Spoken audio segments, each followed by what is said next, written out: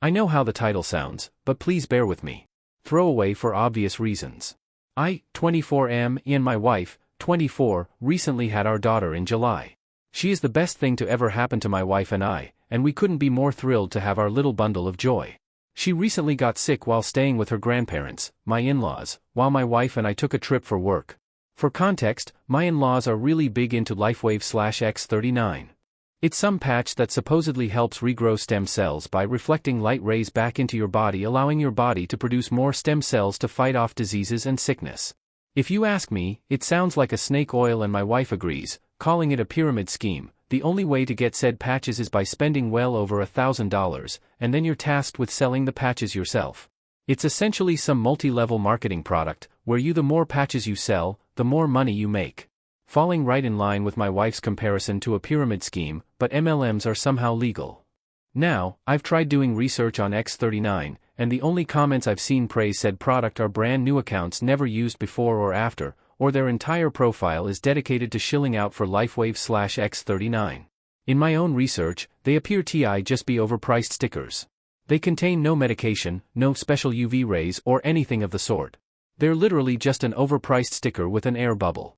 But my wife and I have made it very clear that we wanted no part in X39, nor did we want our daughter to have it. Even if it's fake, we wanted no part in it, and on the off chance it did something, I didn't want our daughter to be used as their lab rat or guinea pig. Now, before we left our daughter with my in-laws, we provided them with some infant medication, just in case she got sick. Can never be too safe, you know? Well, we returned home from our work trip early because our daughter wasn't getting any better, so we picked her up and went home. We were going to give her a bath, and in the process of taking her jacket off, we found an X39 patch on her arm. Upon finding it, we immediately called her parents and demanded to know why she had a patch on her. Her parents tried saying that it's safe for baby. We even ordered the ones for ages 7 and younger, and that it's practically medication. Their words. Which still didn't answer our question. So my wife checked the go bag, and the Motrin we gave them was, while it was used, not used very much at all. Her parents tried claiming that someone else in their group or whatever gave it to their son and they got better in a week. Point is, we didn't buy it, nor did we care. We've made it abundantly clear that we wanted nothing to do with X39 and we didn't want our daughter to be a part of it. They failed to listen. My wife was on the phone with them for over an hour, and while I don't know the exact length the conversation went to, I know it at least ended with her screaming, "Going to see my fucking daughter again, and if you attempt to come to my house we will call the police," before hanging up. That was 3 days ago now, and we've had several missed calls from family members, her parents, her siblings, and even family friends, all saying that we overreacted, and they were just trying to help. Maybe we overreacted, but we wanted nothing to do with that, and despite making it clear, they went against our wishes and did it anyways. And instead of giving my daughter actual medication, they try to give her some placebo patch. Her parents tried claiming that we are stopping them from seeing their only grandchild over something so small. But we didn't want to hear it. Am I the asshole? 1 month later.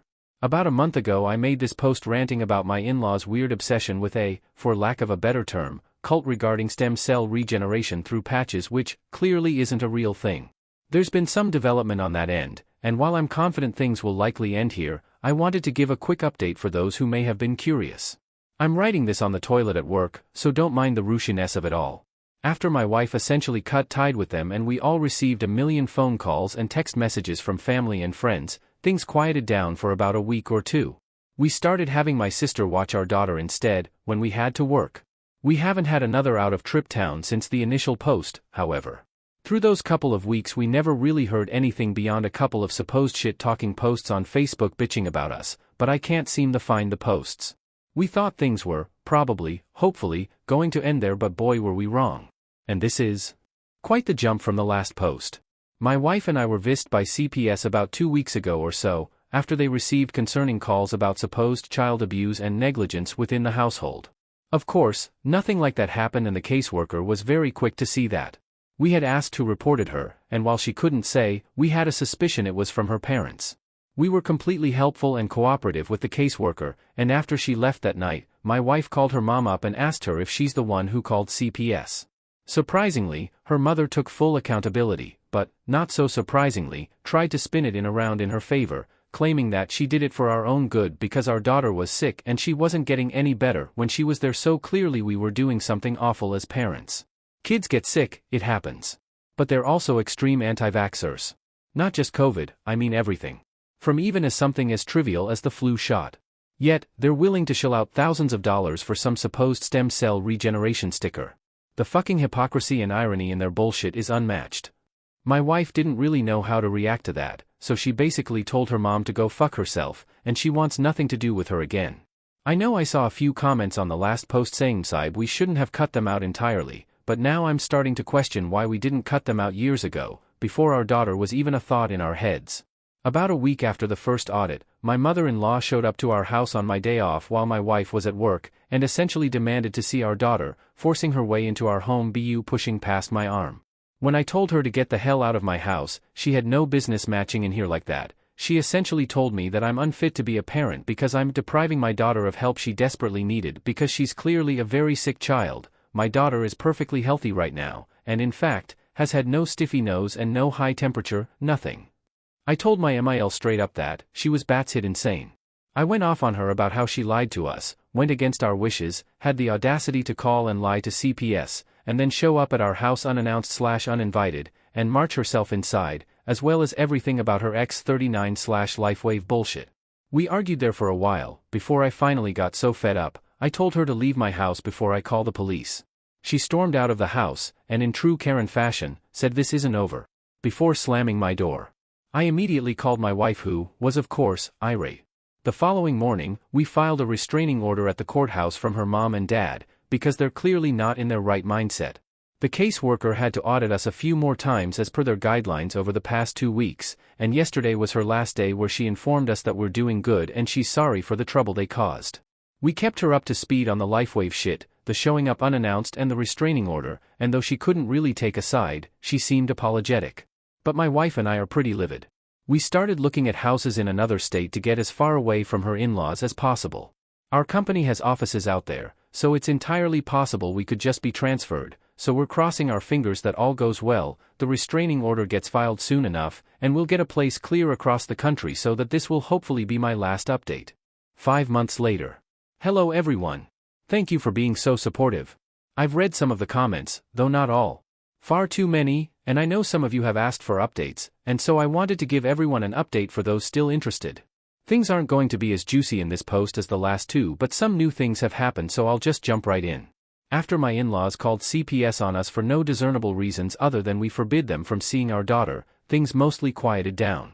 Some of you suggested that we should do more than just get a restraining order, so we bought some security cameras and had them installed all around our property, and our neighbors, who are pretty good friends of ours, was in the loop for the most part, and any time we had to go somewhere, not only did we have video cameras recording every time someone entered our driveway displayed directly on our phones, our neighbors kept us updated too. She stopped coming around for the first few months since she called CPS on us, but just the month before last, as we were preparing to move, my in-laws somehow got word we planned on moving states and attempted to block our driveway as her dad tried blocking the front door. Not sure what their plan was there because we have a back door and an extra side door leading from the kitchen, but I digress. Her mom blocked the driveway, stopping our U-Haul or car from leaving the property, and wouldn't budge, even after we told them we would call the police. They told us they'd move if we told them where we were moving to, but my wife told them that wasn't happening and they had 10 minutes to leave or we'd be calling the police. My neighbor came over during the commotion, but my in-laws still wouldn't budge. My daughter is crying during all of this as my wife is trying to console her, as my neighbor and I are attempting to remove my father-in-law from the doorway, but he wouldn't move. Eventually my wife called the police, and I'm guessing another neighbor called them as well because they responded within mere minutes. My in-laws kept screaming that we were taking their rightful grandchild away and that we'd all be damned to burn in hell for this, but honestly that just made me laugh. The police kept asking them to leave, but they wouldn't. Eventually they were arrested for refusing to leave, and the police were nice enough to call a tow truck for us to be able to back out of the driveway. Lo and behold, as the police were handcuffing my in-laws, they both had on those X39 patches, and even the police questioned them about it. But whatever, what's done is done. We were able to finally leave and on to new adventures. We've been settled in at our new house for the better part of over a month, and we're enjoying it greatly. No word from her in-laws, and they have no idea where we are.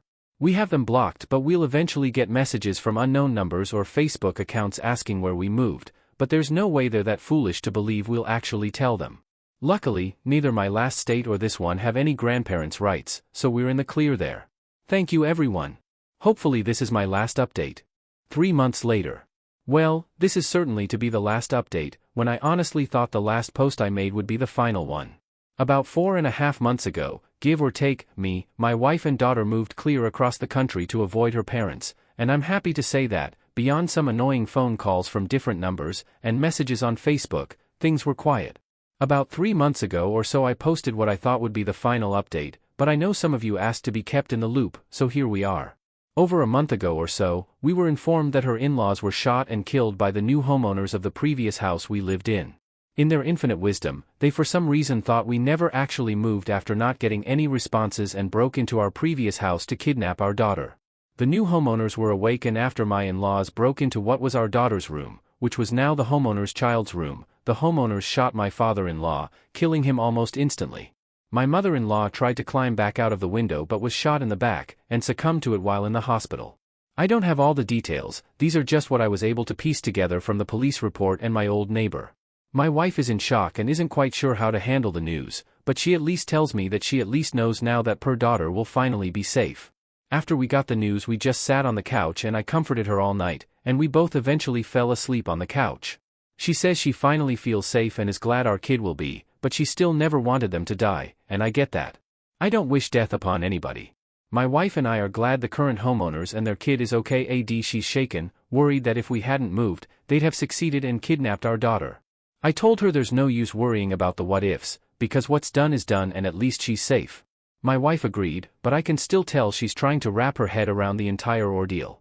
We had started seeing a therapist about the entire experience and the therapist suggested taking a vacation, so I just recently purchased some tickets to Hawaii and had just surprised my wife with them this weekend, as a nice little getaway vacation, as my wife always wanted to go to Hawaii. My wife was ecstatic when I showed her the tickets and she's excited to go, and I'm hoping this vacation is just what she needs. Hopefully not stress as much. I feel awful knowing that my wife isn't sure where to go or what to do and I'm being her rock as best as I can, and I'm thankful that we have that therapist for her to work through some of her stress and get help. My wife and I are doing okay if anyone is curious, she's just trying to wrap her head around what happened. This will be my final update everyone, and I'm hoping everyone here has a great day. We leave for Hawaii in a week, so we're both excited. My wife has been trying to keep her mind off things by focusing on the trip, as she says it's helping. I'll catch everyone later, but don't expect any updates. Goodbye, everyone. Thank you all for your support.